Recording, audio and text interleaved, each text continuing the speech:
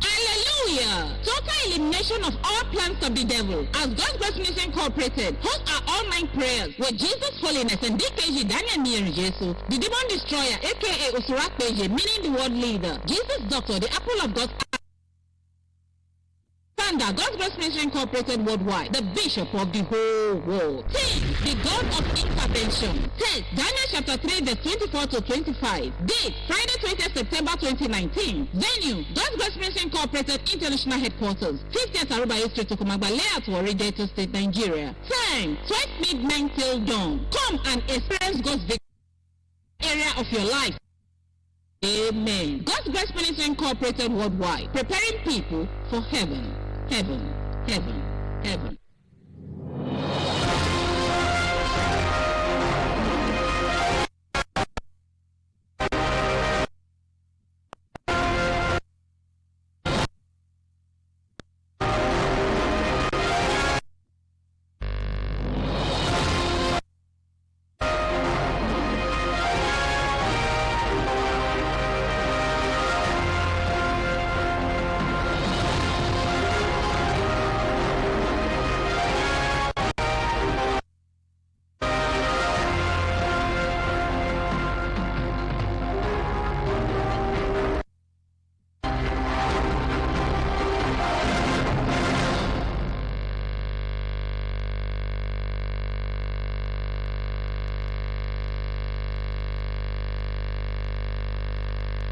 On the Drtv news tonight, state government approves 19 new technical schools, gives nod for repair of collapsed federal roads.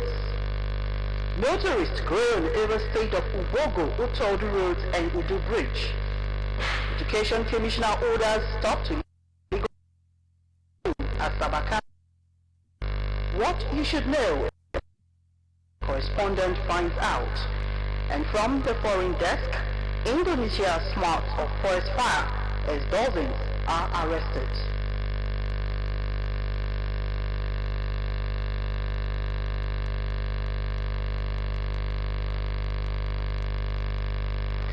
Good evening, you're welcome to the Drtv News. I am S.A.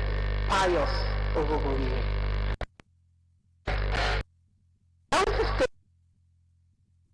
Establishment and construction of 9 which will of the state. Drtv News Government House correspondent Mehan Weke reports that the State Information Commissioner, Mr. Charles Anyagu, disclosed this on Tuesday while briefing journalists on the outcome of the State Executive Council meeting presided over by the State Deputy Governor, Dickinsley.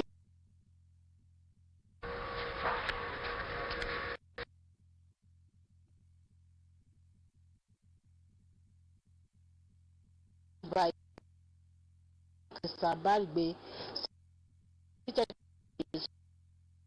in the 3 senatorial districts is in fulfillment from the people of Delta State. Mr. Aniago said the approval was in principles, adding that the Ministry of Education will come out with State Executive Council for construction. Mr. shows that the state government has secured approval from the federal government face sections of Onisha, Asaba, Highway, Agbo, Abra, and Warri Sapele Benin Expressway. The Information Commissioner further said that with the approval of the federal government, Delta State will work on the 3 roads and thereafter apply for refund from the federal government through the Ministry of Works. He explained that about 1 billion naira will be spent for the rehabilitation of the 3 failed road sections. Mr. Niago said ESCO also gave approval for the establishment of 10 camps for internally displaced persons in the state, and that presently 5 camps are to be established in Asaba, Kwale, Patani, Ashaka, and Ozoro. Where the government will that moving resources to available in the resuscitation of the and the world needs to upskill and ensure that even local government will see. Also speaking, the State Commissioner for Economic Planning, Mr. Barigbe, stated that Out of 19 approved technical colleges, 6 will be established in the 2020, while others will be established before the end of OCOWA's administration in 2023. He assured that the state government will fund the Job Creation Office, the Asaba Capital Development Agency, a full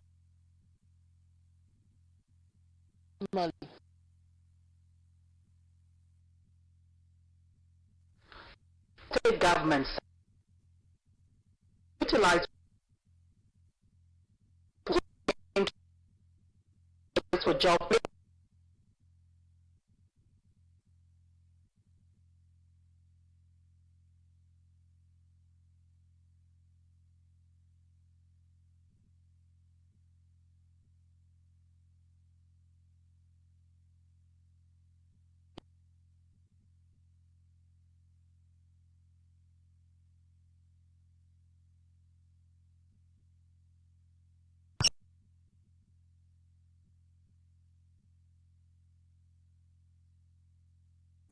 for higher education, professor that the immediate examples of Tuesday to ascertain the level of compliance to an earlier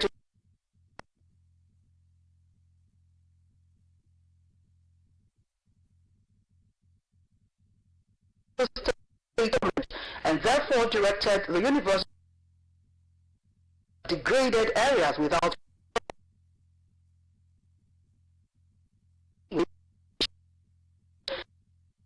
of the campus of the management state of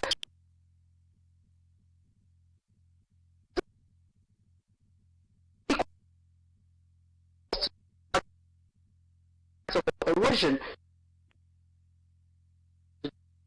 University management to come off the degraded land. Towards ensuring the development Bashiru Askia Ogi from the Ijaw ethnic nationality. DR Daniel Oji reports that the Orange Committee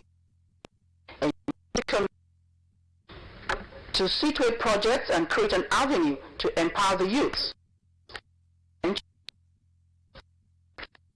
The Sopadek Managing Director, Bashiru Askia Oge, said the Commission is retooling itself to eradicate the is designed to attract the right stakeholders who will guide the Commission or execute for them. Askia Oge said the interaction would help host communities to see the projects as their own stakeholders that the bottom to top past errors of the boards in meeting the aspiration of the people. The managing director of the SOPADEC asked leaders from the Ijaw ethnic nationality to keep in mind projects that will benefit the common man. So that whatever we have in every community to be owned by the people, to say this is our process. That is the struggle, is why we are here. We are here to hear from the people, to hear from every stakeholder. That's important to our well-being. The commissioner representing the Ijaw ethnic nationality, Dr. Paul Bebeninibo, the Executive Director of Research and Statistics, Comrade Shedrack Agadiga, and other members of the board expressed the readiness of the SOPADEC to make a difference. The things that the infrastructural needs of the people trickle down to the people and not just hijacked by politicians. For us to do whatever development project or whatever empowerment that it is, we must discuss, agree with the critical stakeholders. Traditional rulers including Ebinamewe of Ogulaha Kingdom, Pere of Simbiri Kingdom, including Community leaders thanked members of the newly constituted Despotic Board for intensifying efforts to meet with the host communities. They said the move will help to achieve the desired results. They, however, asked the Despotic to also think of ways to empower the less privileged and unemployed youths. The traditional rulers enjoined the Despotic to pay contractors promptly to enable them to execute projects for host communities. Always talking about project. Project we cannot give us smile. Let also employment also come from them. For this rare privilege we are having the new board of the Despotic, this experience that there should be power meetings in the various ethnic nationalities that make up the Despotic. The Despotic Town meeting of the Ijaw Ethnic Nationality is the second on a series of town hall meetings with the different ethnic nationalities. Daniel Oje reporting. The House of Representatives has honored Mr. Allen Onyema in his chambers for offering free service to evacuate Nigerians from South Africa with his airline Air Peace.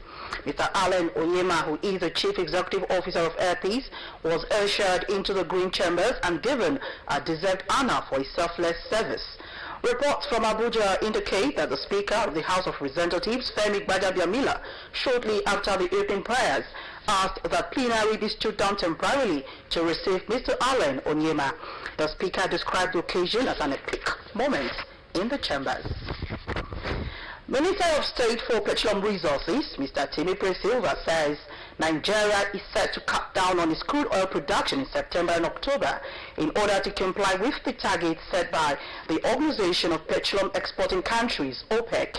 While speaking at the 16th Joint Ministerial Monitoring Committee in Abu Dhabi, Mr. Silva assured OPEC member countries of Nigeria's commitment to meet its agreed quota as by October this year.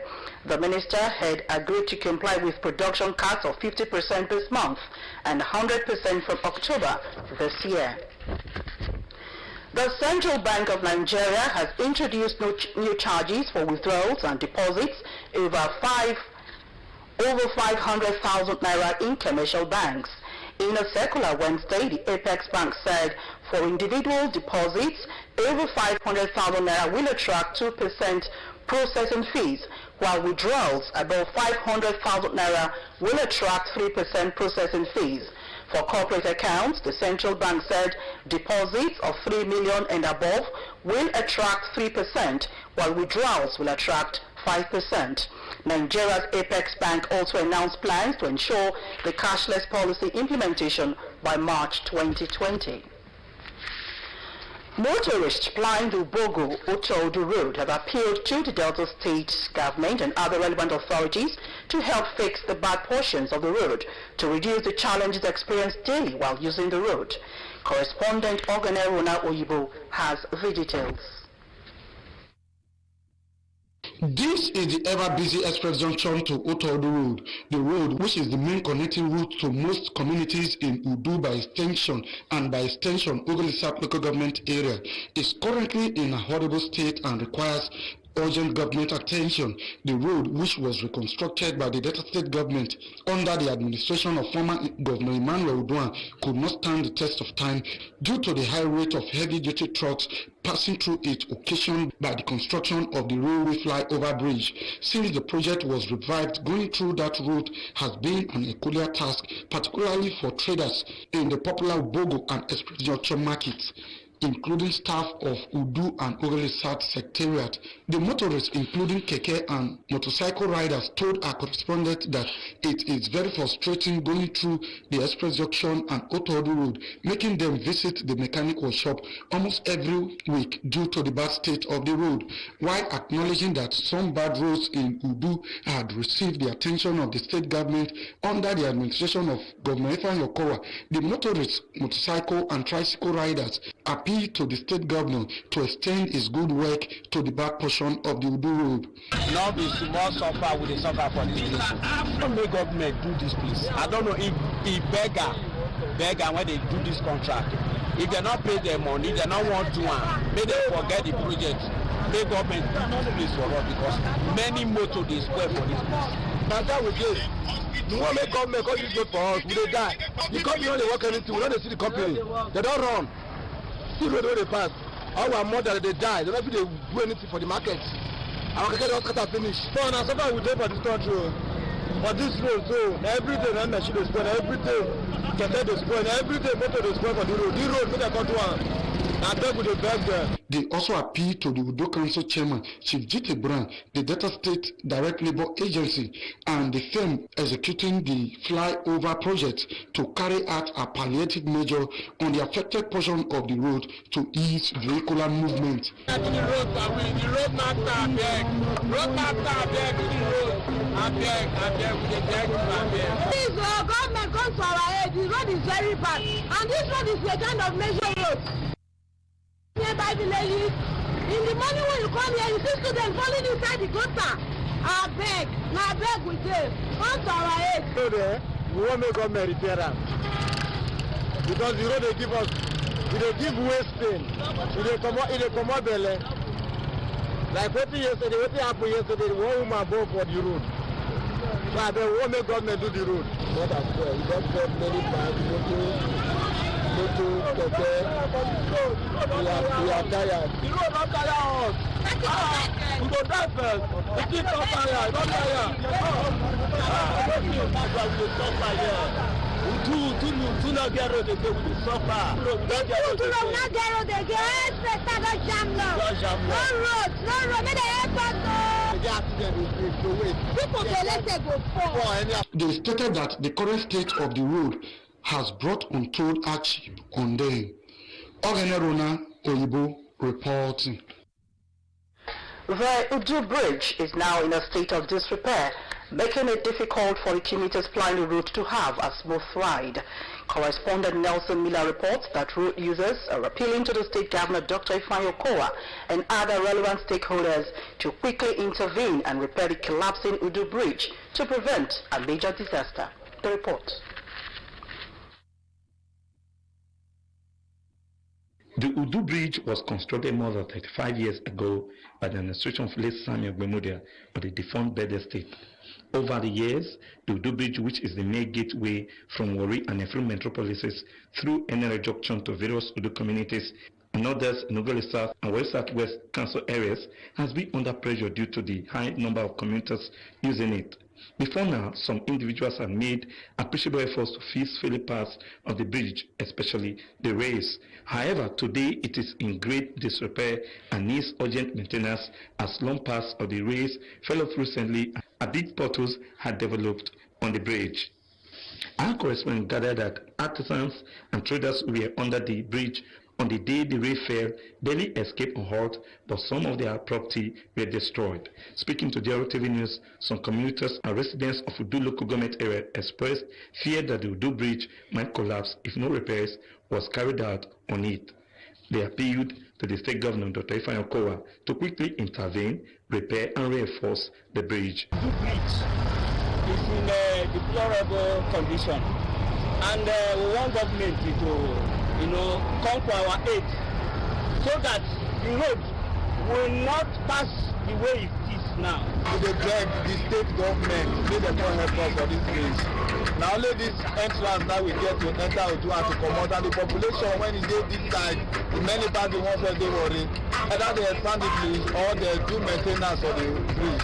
The commuters and residents of Udu also appealed to the state governor to award the construction of the second Udu bridge to take pressure off the existing one. For Drtv News, I am Nelson Miller.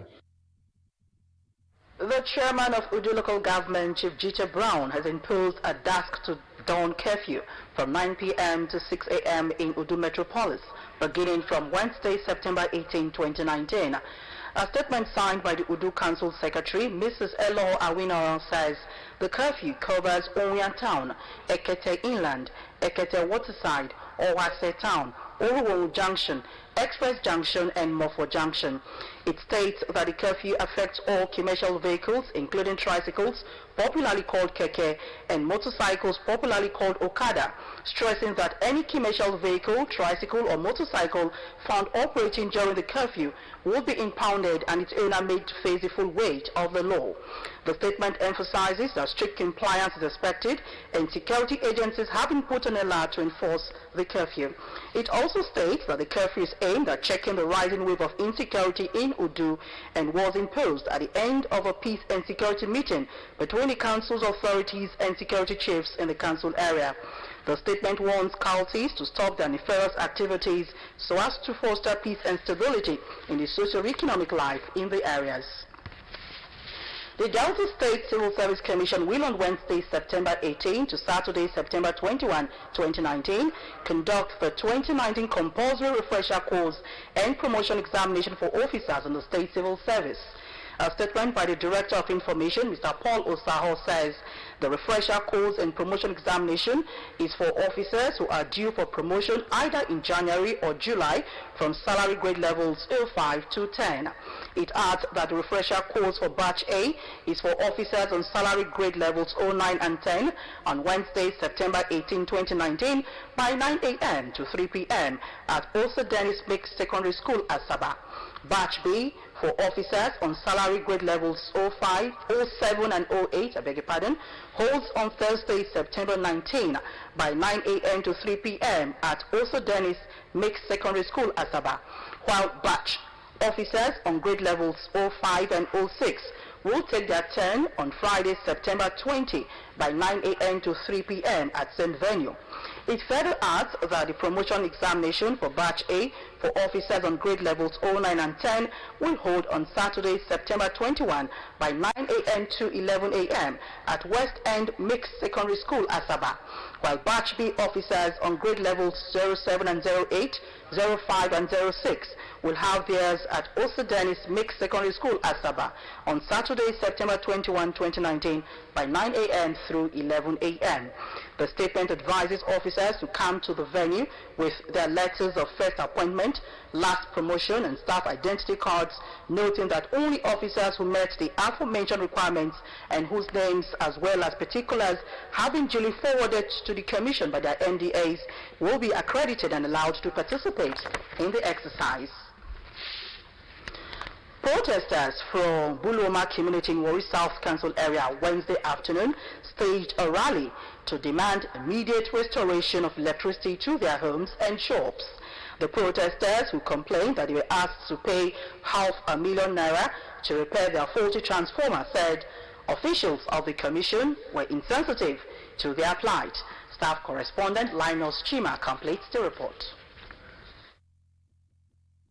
The people, mostly women from Buluama community in Warri South Council area, expressed their anger in dance and song. They defied the drumming rain, ignored the dirty water as they pounded their feet to demand the restoration of electricity to their area.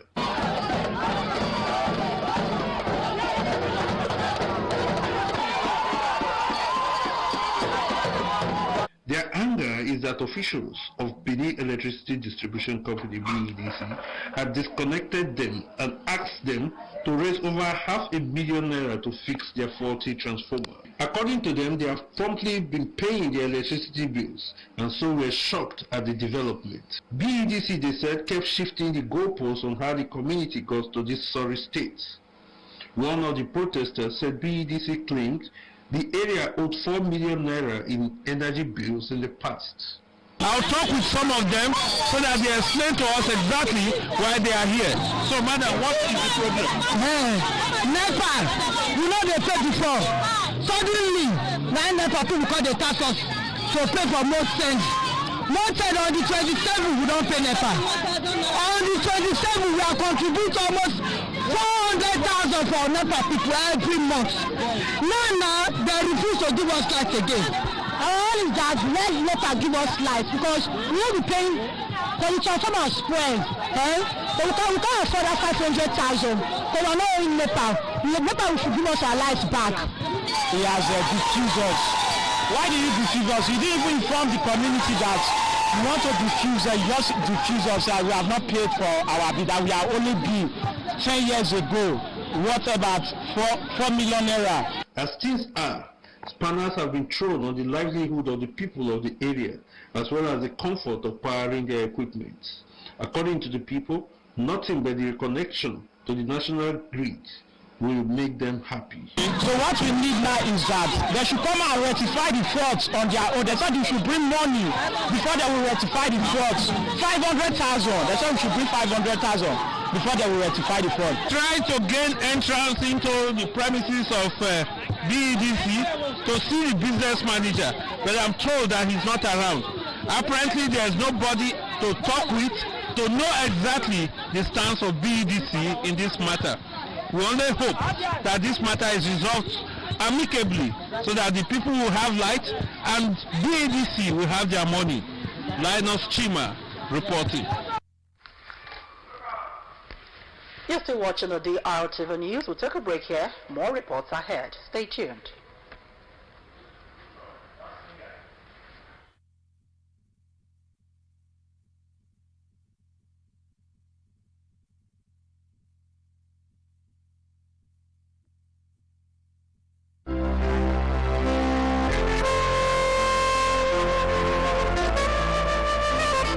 Hooray! 21st of September each year is observed as International Day of Peace. In celebration of this year's International Day of Peace with the theme Climate Action for Peace, the Nigerian Union of Journalists NUJ Delta Broadcasting Service Warri Chapel, as part of its contributions to global advocacy for peace, especially as it relates to our Warri area that has suffered some setbacks occasioned by the infamous Warri crisis, presents NUJ DBS Warri Chapel 2019 Peace Walk. As part of the activities to mark the day, there will be a peace walk from the premises of Delta Broadcasting Service Ejeba MPA Expressway Warri through some major roads in Warri and Uvia local government areas and back to Delta Broadcasting Service Warri.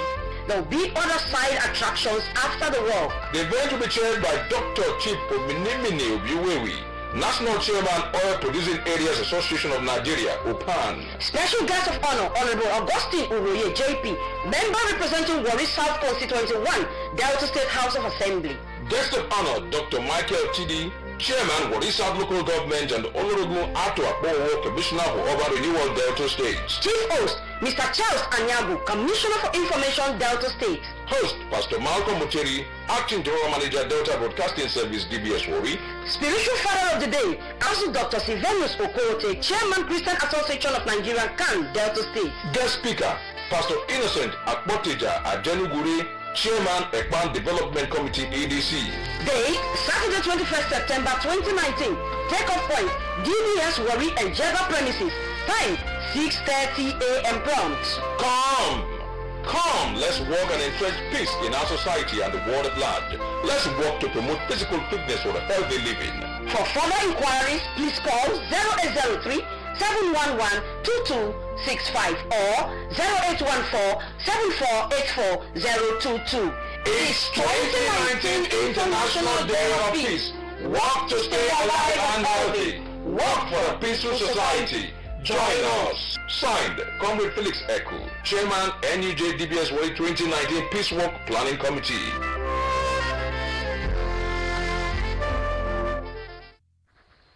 You're welcome again. The World Health Organization, WHO, has raised alarm over harm done to patients when they present themselves for treatment in hospitals. The organization said 4 out of every 10 patients who seek medical care either die or get harmed due to improper care. It identified medication errors, unsafe surgical procedures, and other complications as the direct result of the death of over 1 million people worldwide annually. Putting a cost to it, the World Health Organization said $42 billion are host to medication errors, while 25% of patients die after surgery annually. Reacting to the shocking statistics, Director General, World Health Organization, Tedros Ghebreyesus said time had come to focus more on patients' care and reverse the unnecessary loss of lives. He said henceforth, September 17 will be set aside annually to commemorate the day and request better health practices by medical practitioners across the world. He said the day will be tagged Patients Safety Day. World Health Organization's Africa Regional Director, Mashidiso Moiti, said patient harm was unacceptable and called for urgent action from countries around the world to reduce harm suffered by patients in healthcare institutions. The United Nations has therefore called for lesser errors in patient care in an environment where health workers are trained to reduce errors as most patients die avoidable deaths.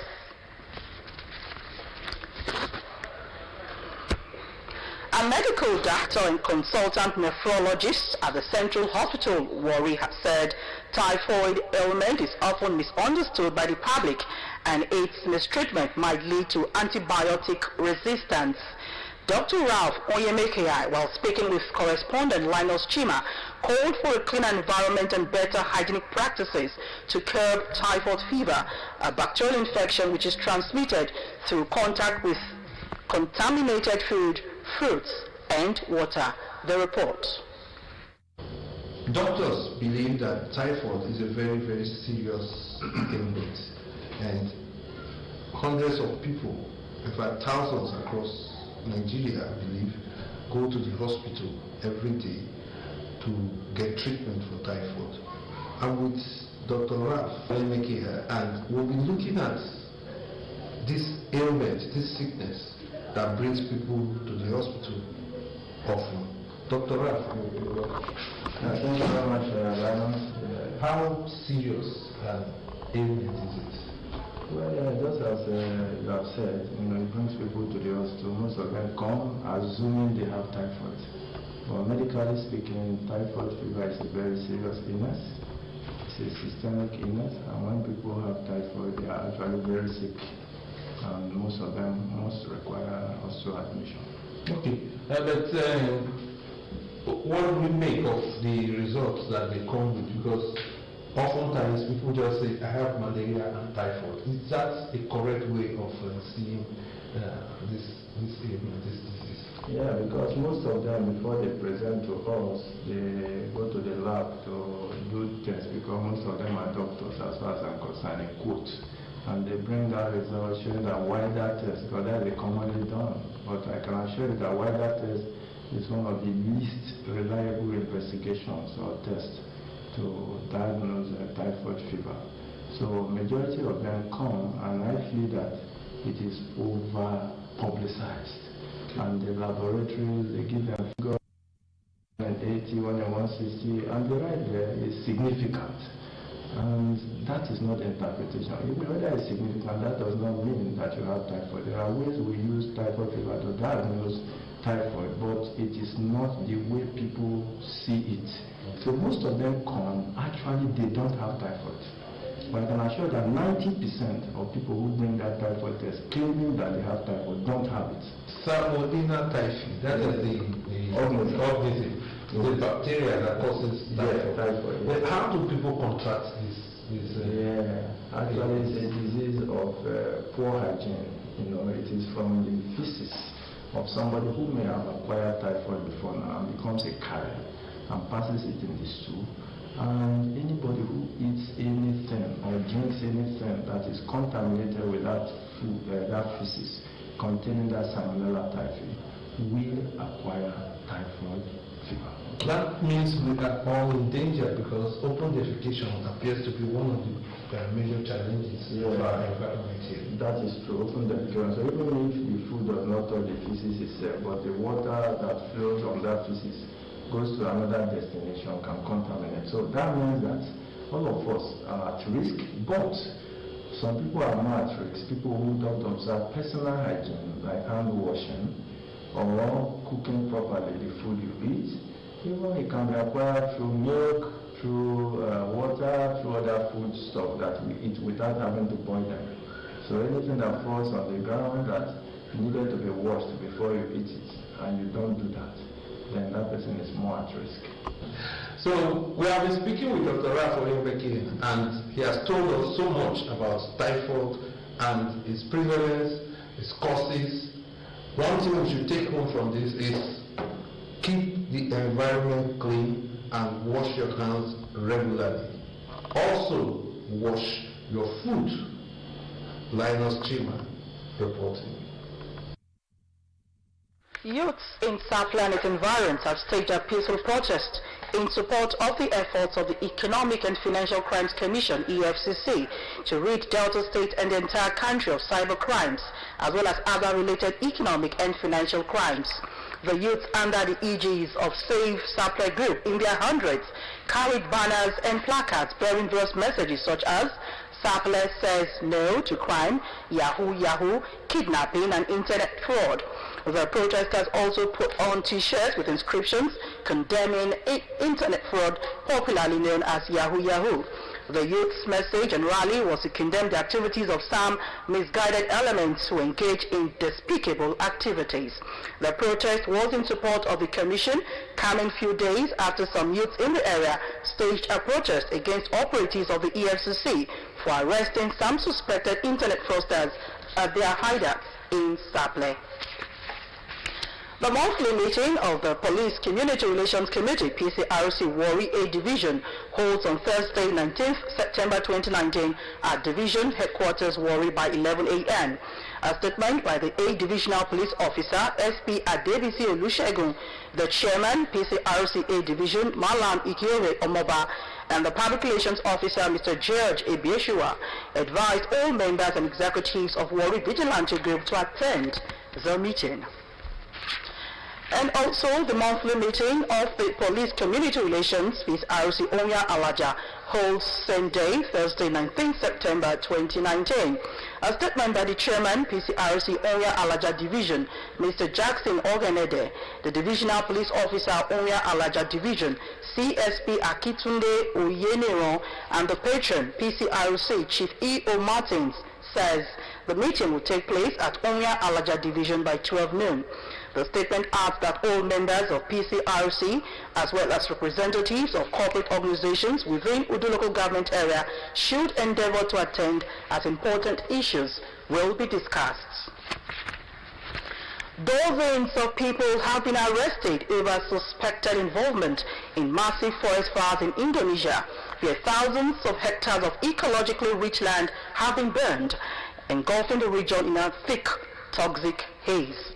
Fires and ensuing smog are a persistent problem during the summer months caused by slash and burn techniques to clear the land, the same practice that led to fires in the Brazilian Amazon earlier this year.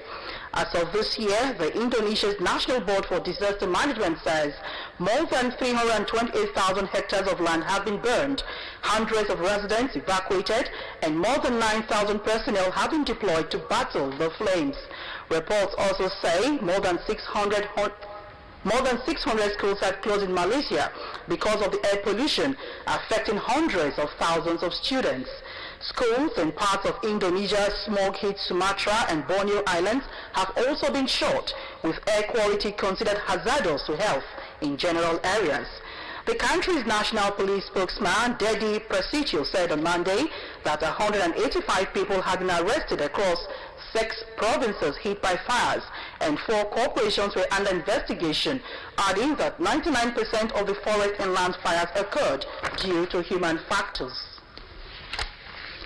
Italian champion speedboat racer Fabio Buzzi and 2 other people have died after a powerboat crashed near the Italian city of Venice.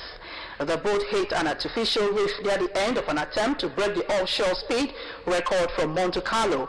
The crash took place near the finish line at the Lido di Venezia, propelling the boat over the reef and back into the water on the other side. The president of the Italian President of the Offshore and Endurance Committee, Gianpaolo Montavosi, told reporters that the information came from the only survivor, Mario Ivenizzi, who is now being treated in hospital for injuries after being thrown overboard. The other 2 dead include a Dutch mechanic who has not been named and an LUCG Nicoli, also from Italy. Mr. Buzzi, age 76, was attempting to set a new record. An Austrian university lecturer, Karl Gilbert, who was detained in Iran, has been sentenced to 10 years in prison for spying. The Austrian government confirmed that Karl Gilbert was one of the 3 Australian nationals currently detained in Iran. Iranian Foreign Ministry spokesman Saeed Abbas Musulu said one Australian had been sentenced to prison last year for espionage, but the next day, Iranian judiciary spokesman Ghola Mohsen Ismaili appeared to contradict his colleague by stating that Mo Gilbert had been spying for another country. Report says Mo Gilbert, who is British-Australian dual citizen's case, had been tried and sentenced to 10 years in prison, although she had been held in Iran for almost a year now. Australia is currently advising citizens considering visiting Iran to reconsider their need to travel due to the risk that foreigners, including Australians, could be detained. And on to sports, Victor Osimhen says Lille Metropole have picked vital lessons from Tuesday's UEFA Champions League 3-9 away defeat to Ajax Amsterdam and are already looking forward to their next group game against Chelsea. Osimhen's debut appearance in the competition ended on a disappointing note as Lille were completely outplayed by the hosts. Ajax opened scoring in the 18th minute through Quincy Promes before further strikes from Edson Alvarez and Alejandro Tagliafico in the second half extended the Dutch side's lead. Lille will host Chelsea at home in their next game in the competition on Wednesday, October 3rd. And with that report, we conclude our bulletin for this evening, but for a recap of some of our major stories. The Delta State Executive Council has approved the establishment and construction of 19 new technical schools in 3 phases across the 3 senatorial districts of the state. The State Information Commissioner, Mr. Charles Anyago, disclosed this yesterday while briefing journalists on the outcome of the State Executive Council meeting presided over by the State Deputy Governor, Deacon Kingsley Otuaro. The State Commissioner for Higher Education, Professor Patrick Mobogari, has ordered the immediate stoppage of illegal mining activities in the Asaba campus of Delta State University.